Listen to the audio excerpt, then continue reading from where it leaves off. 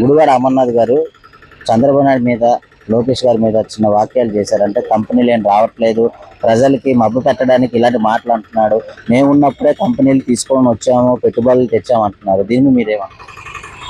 అది అమర్నాథ్ గారు మరి ఏ విధంగా మాట్లాడుతున్నారో ఆయనకే తీయాలి.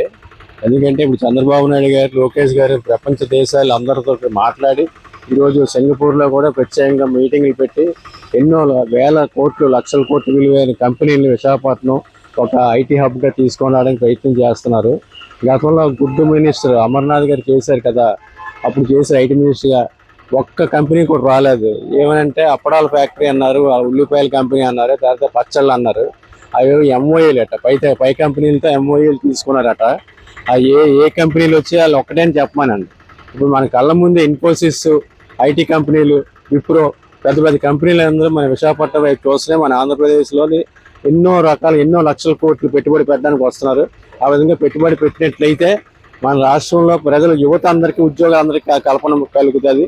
అలాగే ఎన్నో ఉద్యోగాలు వస్తాయి, ఎన్నో కుటుంబాలు బాగుపడతాయి.